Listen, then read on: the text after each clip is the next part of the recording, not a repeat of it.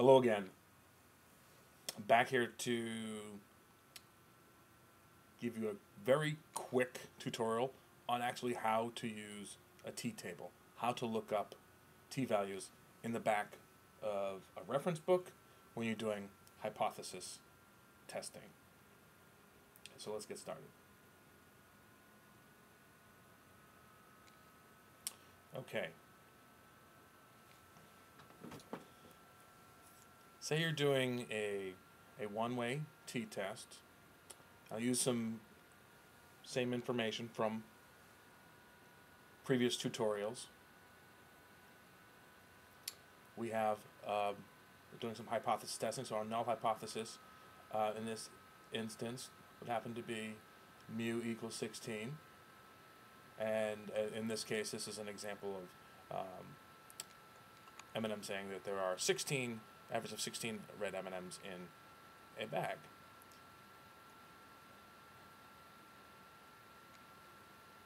You don't believe that's the case. You're saying that it is not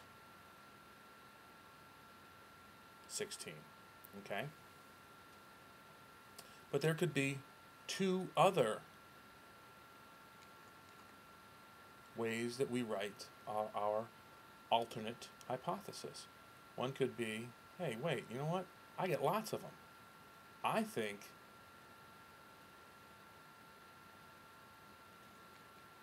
that mu is greater than.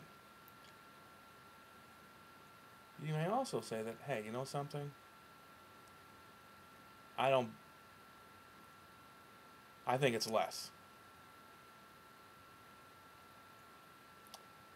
So 3 different ways you can look at this for this one-way t-test. This one-way hypothesis, one-way t-test that we're doing here. Okay? So you could say, well, I don't think it's 16. I'm not saying if it's one way or another. I'm just saying it's not 16. This way is saying, listen, I don't think it's 16. My alternate hypothesis, it's bigger. It's more than 16. In my third case here, it's less than 16. Okay? And I want to use a significance value of 0.05 for each of these. All right? So we're not going to calculate everything. We're just going to show you how to look up this information in the back of the book. Okay? So for our first case, where we have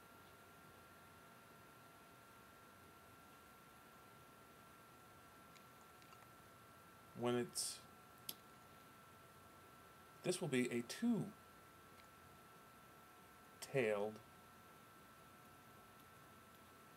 test here.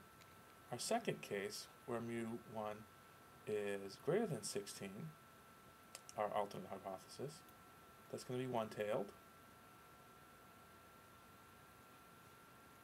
And the third, mu1 less than 16, is again going to be one-tailed. Again, all of them will have alphas of 0.05. All right? So let's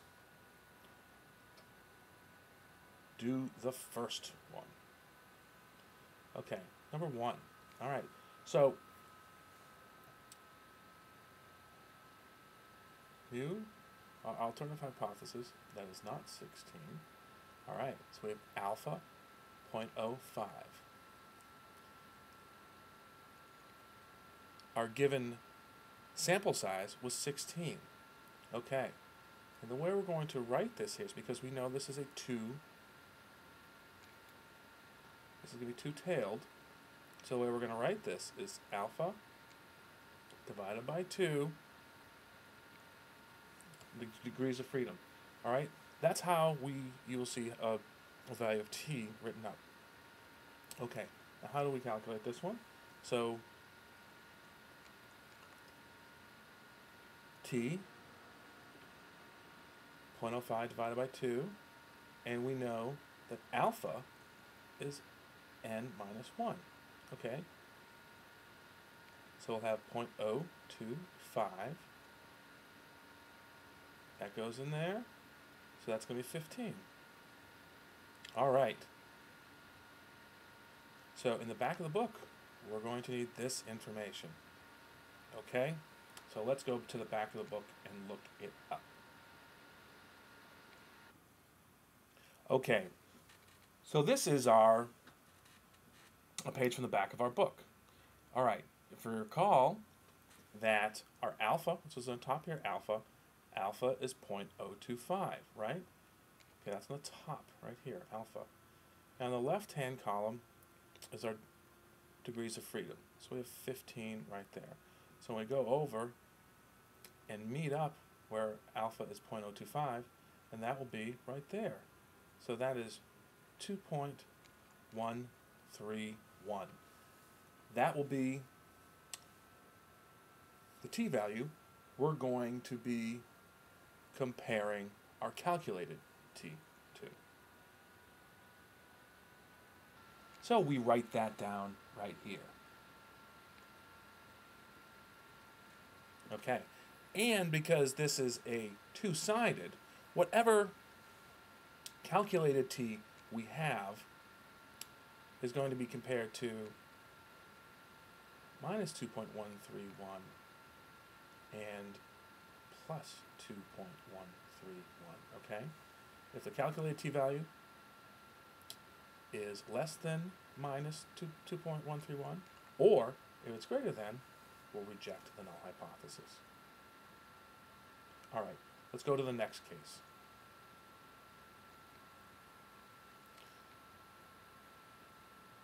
The second one we have is our alternate hypothesis was that mu was greater than 16. Right, in this case, remember, this is a one-tailed. All right, so the way, again, we write t is alpha. In this case, it's alpha and the degrees of freedom. In this case, we still have our subgroup sample size is still 16. So what this will be written as, and our alpha, again, is still the same, 0.05. This will be written as t 0.05 n minus 1, and that will yield us t 0.05 15 again. Okay, so what we're going to do is we're going to take this and we're going to look it back up in the back of the book again. Okay, so again, you know that the top of this book, of this chart here for the t distribution is alpha. The left-hand column is the degree of freedom. So we have 15. In this case, we have 0.05. It's one-tailed, right? Just like this. So we go down to 15, and what intersects with 0.05 and 15? All right? It's right there. 1.753. So what we'll do is we'll just write that down here. So t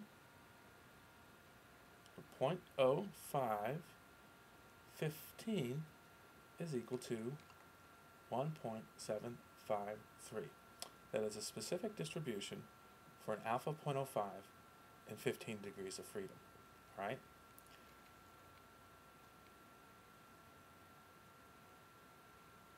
And in this case, your calculated t needs to be greater than 1.753 for you to reject the null hypothesis. Okay, for the third example, it's very simple as a second example. Our t, what we're going to be looking at, because we have a alpha value of 0.05, we're going to look this up in the back of the book as well. And we already know what that is. T is going to be 1.753. And in this case, since we're looking at negative, we need it to be less. This needs to be less than this number. So it has to be minus 1.754 or greater. Thanks.